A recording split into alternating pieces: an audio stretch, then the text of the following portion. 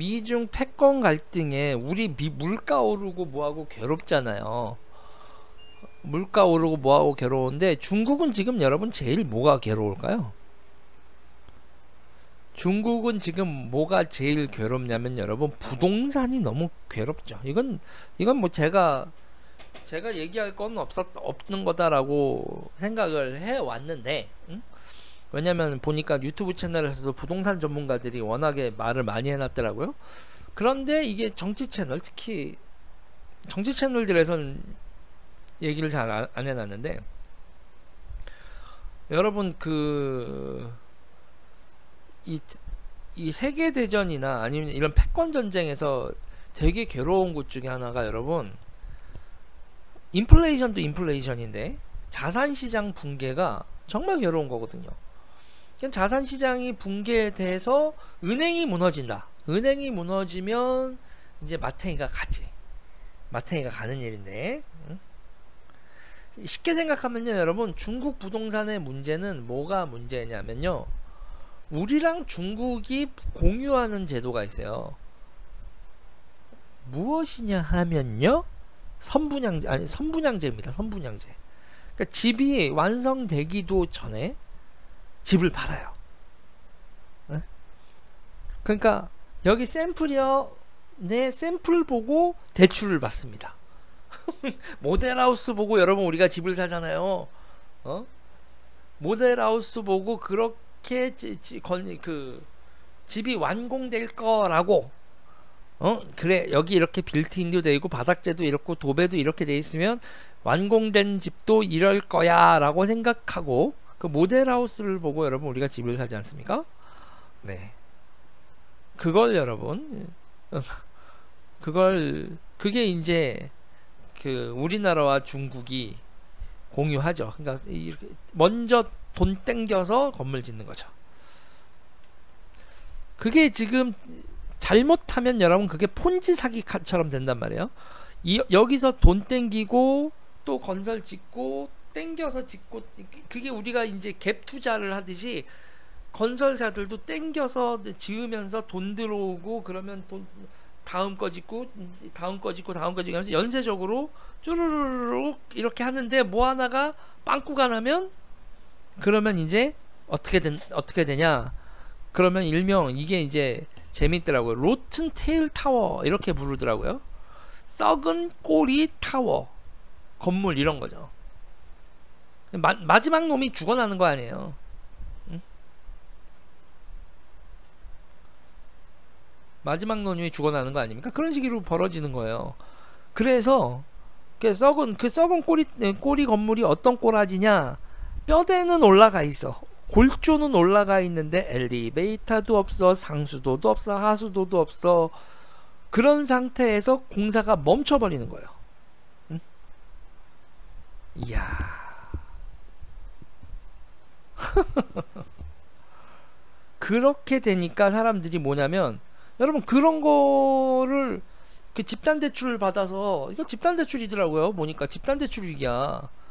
그러면 우리가 여러분 중도금 내고 뭐를 하면서 이게 그거잖아요. 중도금 내고 뭐 하면서 계속 그 돈으로 사람들이 대출 받아서 돈을 넣어주면 그 돈으로 공사하는 거 아닙니까? 원래는 지금 건설사가 크면 그 돈으로 건설을 한다고 보긴 좀 어렵겠지만, 그걸 진짜 똑똑 떨어져서 중국같이 그냥 이런 식으로 밀어붙이면요 여러분, 중도금 납입되면 그거 받아서 건설하고 그거 받아서 건설하고 그거 받아서 건설하고 이러는 거예요. 딱 둔촌 주공 딱 그렇게 생각하면 돼요. 둔촌 주공 생각하면 돼요. 거기다가 지금요 여기서 뭐예요, 원가가 올랐잖아요. 그러니까 건설비 같은 게 쭉 올라가고 그러면서 사람들이 이렇게 지금 중국이 아파트 가격이 계속 오르다가 아파트 가격이 떨어진단 말이에요. 아파트 가격이 떨어지니까 이게 지금 사고가 터지기 시작을 하는 거죠. 그래서 지금 현재 사람들이, 그렇다면 우리가 중도금 받아서 돈을 내줄 수 없다. 집단 대출 계약이 돼 있는 상태에서 여러분, 자기가 대출 받은 거요, 건물이 져지지도 않았는데 은행에다가 나 대출 받은 돈 갚을 수 없다라고 채무 불이행 디폴트 선언을 하는 거야. 사람들이. 응? 사람들이 여러분 디폴트 선언을 하는 거예요. 중국 그 시민들이. 그래서 지금 이 부동산 대출의 지금 디폴트 규모가 맨 처음엔 160조 보도 나왔었거든요. 우리나라 돈으로. 근데 지금 480조까지 나와요. 480조. 480조? 이건 좀 심한 거 아니야? 그럼 뭐 이렇게가 나오면, 근데 문제는 이게 공기업들, 이 건설사들이 공기업, 지방정부 소속 공기업 성격인 그런 건설사들도 많다는 거예요. 그러니까 LH나 GH 같은, 그러니까 저기가 공산주의 국가라서 골 때리는 거죠. 민간 기업이라고 되어 있는데 알고 보면 당 군 소속, 공군 소속, 지방정부 소속 이런 식인 거예요. 소유주가, 기업의 소유주가. 네. 그 정도 스케일 이렇게 되는 거예요.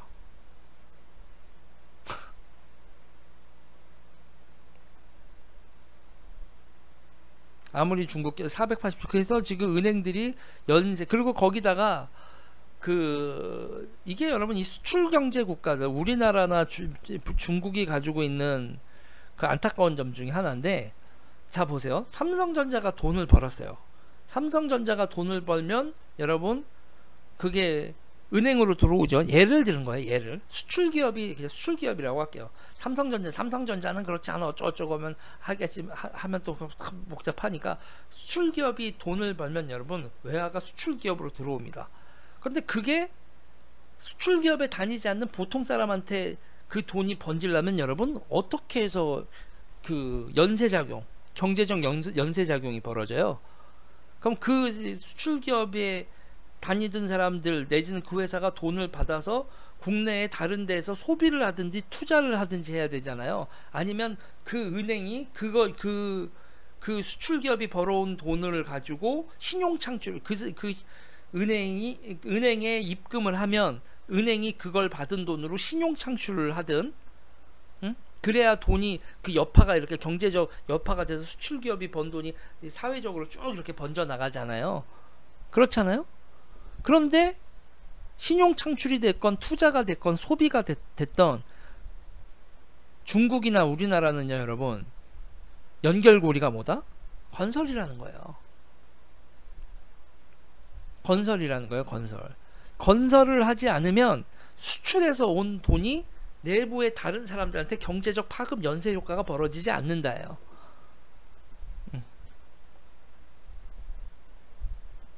자, 그래서 그런데 중국은 여러분, 중국은 GDP에서 건설업이 차지하는 비율이 얼마일 것 같으세요? 얼마냐면 30% 가깝습니다. 30%. 그러니까 건설을 해야 사람들이 그 아파트 담보 대출을 받아야 수출 기업이 받아온 예금이 신용 창출이 되는 것도 아파트 담보 대출을 받아야 내수시장으로 들어오는 거예요. 연쇄작용이 벌어지는 거예요. 그 돈이 들어온다기보단 연쇄작용이 벌어지는 거죠. 아파트를 짓고 아파트 담보 대출로 수출 기업이 벌어온 돈을 기반으로 신용 창출을 해줘야 내수에 돈이 들어오는 거죠. 공구리 국가예요. 그거 외에 사람들한테 사람들이 돈을 사람 소매점을 은행 대출 받아서 소매점 짓고 이런 식이 아니죠. 중국은 알리바바 뭐하고 이런 거여서, 그러니까 우리가 IT 기업들이 IT 경제의 문제가 뭐예요? 고용 없는 성장이잖아요. 고용 없는 성장. 근데 중국은 그냥 우리가 막 소매점 뭐하고 이렇게 고용 창출이 많았던 거 다 건너뛰고 그냥 IT 신경제로 넘어갔고요. 그러니까 고용 효과가 큰 산업, 그리고 인구가 너무 많잖아요. 그래서 지금요 인구가 너무 많아가지고, 그래서 지금 아무리 이렇게 중국이 뭐 난리를 친다고 해도, 그러니까 이런 지금 중국의 세계 경제랑 연결되어 있지 않은 인구가요 여러분, 전혀 상관없이 중국의 경제 성장하고 전혀 상관없이 사는 사람이요 여러분 6억 명에 달해요. 환장하는 겁니다 여러분. 그러니까 중국이요 6억 명의 소득이 얼마냐면 한 달에 얼마냐면 140달러 20만원 1년 연소득 해봐야 200만원 정도인 거죠. 1000위안 환율에 따라 왔다 갔다 하지만 한 달에 1000위안 번다니까요. 140달러 번다니까요. 6억 명이. 중국 인구가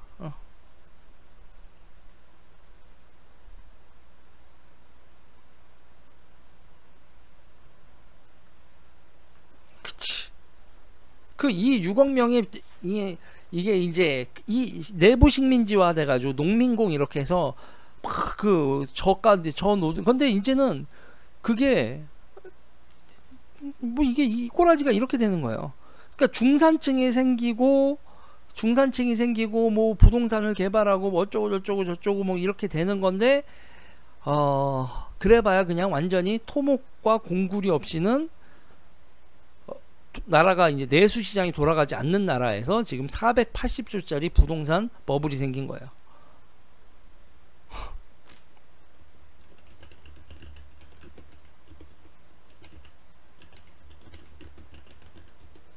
환장하는 거죠 여러분.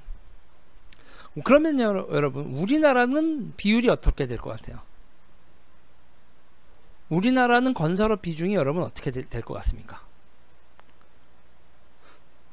우리나라는요 건설업 비중이 5% 내외입니다. 5% 내외예요. 5% 내외인데 우리나라에서 건설업하고 비슷한 규모의 업종 GDP 대비예요. GDP 대비 5% 내외인데 5% 내외인데 집값 오르고 그러니까 그 2018년부터 이렇게 부동산 쫙 오르면서 4.49%였던 건설업이 2018년에 5.4%까지 올라가는데 비슷한 게 금융보험업 있죠. 금융업하고 보험업. 우리나라는 금융보험업이 건설업하고 규모가 비슷합니다. 교육 서비스업 이 세 개가 항상 5% 전후로 하는 이렇게 되죠. 우리나라 생각보다 공굴이 안 치는 나라야 나무나. 중국은 30%라니까요.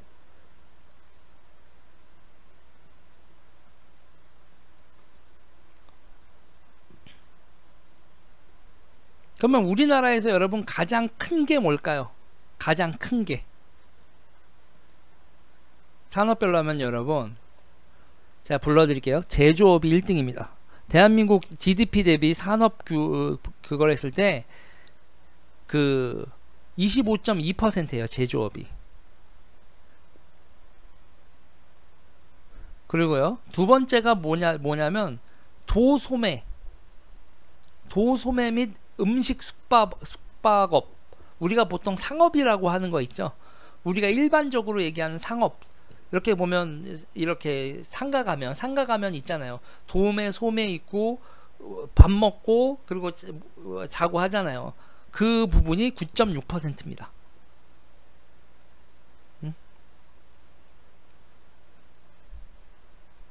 그렇고요. 그리고 네 그렇게 되더라고요.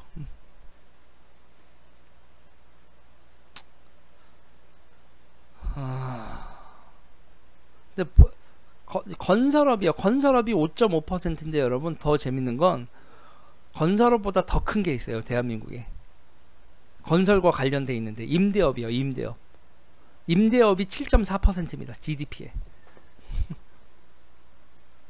대한민국 GDP에 여러분 부동산 수수료 앤드 임대소득을 합치면 대한민국에서 7.4%입니다.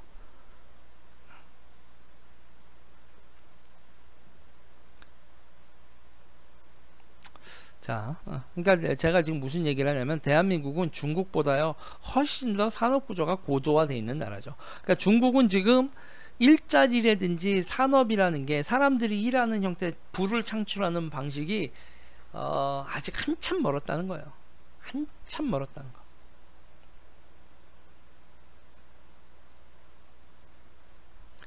그러니까 건설업 30, 그러니까 분화가 돼 있지 않은 거라니까요. 저 나라가 지금. 그러니까 지금 쉽게 생각하면 중국은 도시를 만들고 있는 거죠. 도시에서 도시가 만들어지고 나면요, 여러분, 도매도 소매도 생기고 음식 숙박업도 생기겠죠. 부동산 임대업도 생기고 쭉 할 겁니다. 그러니까 중국은 지금 현재 도시를 짓고 있는 단계예요. 도시에서 생활을 하면서 GDP가 나오는 형태의 국가가 아니라 도시를 짓고 있는 나라라고요. 그래서 건설업이 30% 이렇게 생각하시면 돼요. 도시를 짓고 난 다음에 도시를 운영하면서 먹고 자고 뭐하고 하면서 되는 그런 단계. 그래서 그런 게 하나 도시가 만들어지고 정상적으로 돌아가는 도시 하나 생기고 그 다음 도시 생기고 그 다음 도시 생기는 건데 그게 지금 꽝이 났다. 그렇게 해서 지금요 이 중국의 이 꽝 난 도시 개수가 몇 개냐면요, 지금 도시가 31개라는 거예요. 31개인데 여러분, 중국의 도시들의 인구는요, 여러분, 우리나라 같이 뭐 1000만 명, 1500만 명 뭐 이 정도가 아니죠. 거의 2000만 명짜리 도시들 뭐 이런 데에서 31곳이 지금 이게 빵꾸가 나서 31곳에서 지금 이 로튼테일 타워, 썩은 꼬리 건물 사태, 그리고 사람들이 채무 불이행 사태, 이게 31개 도시에서 지금 발생을 했다.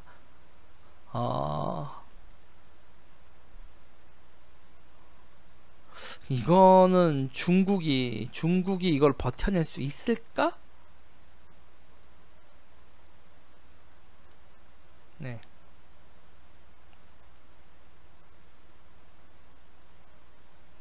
이렇게 되는 거죠.